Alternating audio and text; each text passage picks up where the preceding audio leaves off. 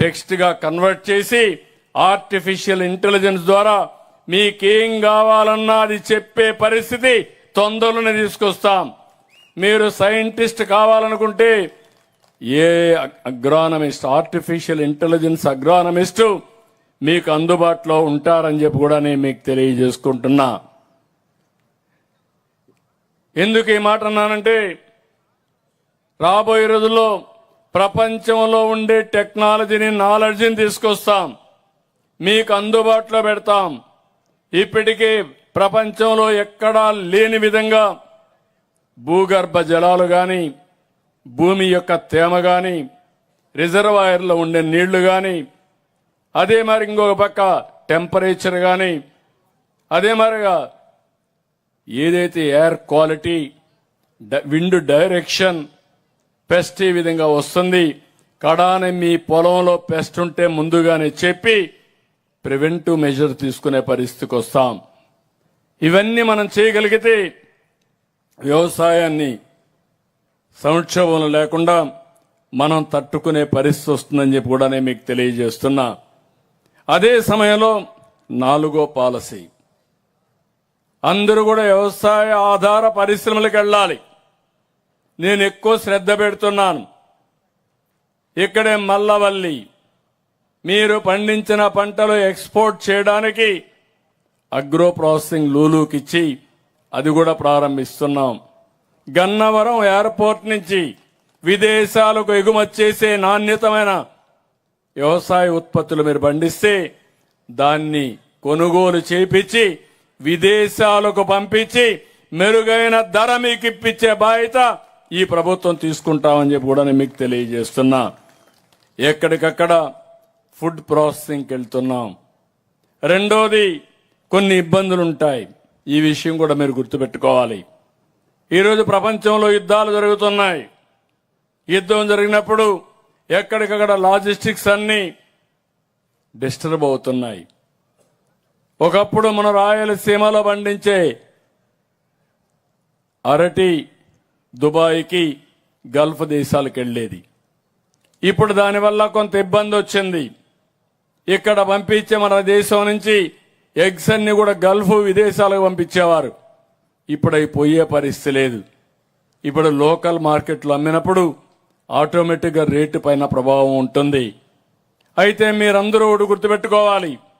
ఈరోజు మనం చూస్తున్నాం ఎల్పీజీ కూడా ఇబ్బంది వచ్చే పరిస్థితి వచ్చింది. కానీ ఎవరు కూడా ప్యానిక్ అవ్వాల్సిన పని లేదు. ఒక కేబినెట్ వేసాం, ఒక సబ్ కమిటీ పెట్టాం, ఎప్పటికప్పుడు పర్యవేక్షిస్తాం, వాస్తవాలు మీకు చెప్తాం. మిమ్మల్ని పూర్తిగా ఆదుకోవడానికి అటు కేంద్రం ఇటు రాష్ట్రం సిద్ధంగా ఉన్నామని మరొకసారి మీ అందరికీ విజ్ఞప్తి చేస్తున్నాను.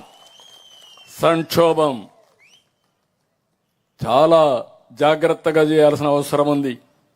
నేను ఎప్పుడు కూడా ఏ క్రైసిస్ వచ్చినా ఆ క్రైసిస్ ను కూడా ఒక అవకాశంగా మార్చుకుని ఇబ్బంది లేకుండా చేయడం ఈ ప్రభుత్వం యొక్క ప్రత్యేకత అని చెప్పి కూడా నేను మీకు తెలియజేస్తున్నా.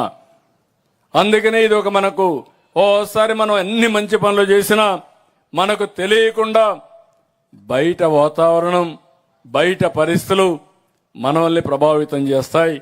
అలాంటి యుద్ధ పరిణామాలు కూడా మనకు ఇబ్బంది కలిగిస్తున్నాయని చెప్పి కూడా నేను మీకు తెలియజేస్తున్నా. ఏదేమైనా మనం ధైర్యంగా ఫేస్ చేయాల్సిన అవసరం ఉంది.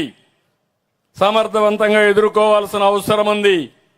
ఇంకొక పక్కన ప్రభుత్వం కూడా మద్దతు. నేను 5 ప్రిన్సిపల్స్ పెట్టుకున్నాను. ఒకటి, నీటి భద్రత. ఈ ప్రాంతంలో చింతలపూడి కూడా రావాలి. చింతలపూడి ప్రాజెక్టు లిఫ్ట్ ఇరిగేషన్ వస్తే కొన్ని లక్షల ఎకరాలకు నీళ్లు ఇచ్చే పరిస్థితి వస్తుంది. మెట్ట ప్రాంతాన్ని ఆదుకునే పరిస్థితి వస్తుంది. తొందరలోనే ప్రారంభించి ఈ ప్రాజెక్టును కూడా పూర్తి చేసే బాధ్యత ఈ ప్రభుత్వం తీసుకుంటామని హామీ ఇస్తున్నాం. 2 డిమాండ్ ఆధార పంటలు, అగ్రి టెక్, ఎక్కడికక్కడ టెక్నాలజీ ఉపయోగించడం, ఫుడ్ ప్రాసెసింగ్, ప్రభుత్వం ఇచ్చే మద్దతు 20,000 ఇచ్చాం. గిట్టుబాటు ధర రాకపోతే ఆదుకుంటున్నాం. మీరు పండించిన వరి ధాన్యాన్ని కొని సకాలంలో డబ్బులు ఇచ్చాం. ఇలాంటివన్నీ చేసి ఈరోజు మనం ముందుకు పోతున్నాం.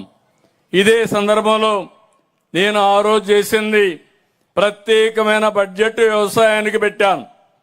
ఇప్పుడు వ్యవసాయ యూనివర్సిటీ ఉంది, టెక్నాలజీ యూనివర్సిటీలు వస్తున్నాయి, ఇంకో పక్కన వెటనరీ కాలేజీలు యూనివర్సిటీలు ఉన్నాయి, అగ్రికల్చర్ యూనివర్సిటీ ఉంది, హార్టికల్చర్ యూనివర్సిటీ ఉంది.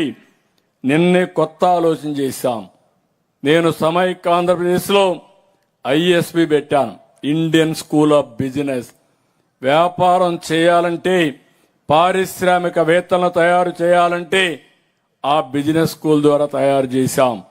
ఈరోజు దేశంలోనే మొట్టమొదటిసారిగా ఈరోజు ఐఎస్ఏ ఆలోచిస్తున్న ఇండియన్ స్కూల్ ఆఫ్ అగ్రికల్చర్, అంటే ఇండియన్ స్కూల్ ఆఫ్ వ్యవసాయానికి ఒక పెద్ద ఇన్స్టిట్యూట్ ఆఫ్ ఎక్సలెన్స్ పెట్టి ప్రపంచంలో ఉండే టెక్నాలజీస్ అన్ని తీసుకొచ్చి మీకు ఆదాయం పెరగాలంటే ఏం చేయాలనో అనునిత్యం మీకు అందించే బాధ్యత ఐఎస్ఏ తీసుకునేట్టుగా ఒక కార్యక్రమానికి శ్రీకారం చుట్టాం. అందులో టెక్నాలజీ కానీ, ఫుడ్ ప్రాసెసింగ్ కానీ, ఫుడ్ హ్యాబిట్స్ కానీ, ఇంకో పక్క నాలెడ్జ్ కానీ అన్ని అనుసంధానం చేస్తాం. ఈ రోజే మీరు చూస్తున్నారు, మిమ్మల్ని అందరినీ గుర్తుపడడానికి ఆధార్ తీసుకొచ్చాం. ఈరోజు ఆధార్ ద్వారా ఈకేవైసీ చేసి ఎప్పటికప్పుడు మీరు వచ్చే పని లేకుండా స్పష్టతతో అన్ని కార్యక్రమాలు చేస్తున్నాం. ఈరోజు అదే తరహాలో గోదావరి తీసుకొచ్చాం. అన్ని పశువులకి ఆధార్ తరహాలో రికగ్నైజ్ చేసి మనుషుల్ని ఎట్లయితే ఐడెంటిఫై చేస్తామో పశువులన్నిటిని ఐడెంటిఫై చేయబోతున్నాం. ఆ పశువుల ఆరోగ్యం, అవి ఇచ్చే దిగుమతి, లేకపోతే ఎంత మనం ఫాడర్ పెడుతున్నాం, ఇవన్నీ కూడా చేసి తద్వారా ఆదాయం పెంచే బాధ్యత ఈ ప్రభుత్వం తీసుకుంటాం. ఇక్కడ ఒక్క విషయం మీరు గుర్తుపెట్టుకోవాలి. ఈరోజు మీరు చూస్తే రాష్ట్రంలో ఎక్కువ ఆదాయం వచ్చేది వ్యవసాయ రంగంలో డైరీ, పౌల్ట్రీ, లైవ్ స్టాక్ లో వస్తుంది. రెండో ఆదాయం అక్వాకల్చర్కి వస్తా ఉంది. అదే సమయంలో హార్టికల్చర్కి వస్తా ఉంది. దగ్గర 60-70% భూమి వ్యవసాయం చేస్తున్నాం. వ్యవసాయం 4వ ప్లేస్, చాలా తక్కువ ఆదాయం వస్తుంది. వరి వల్ల అనుకున్న ఆదాయం రాదు, కానీ మనకు అలవాటు అయింది.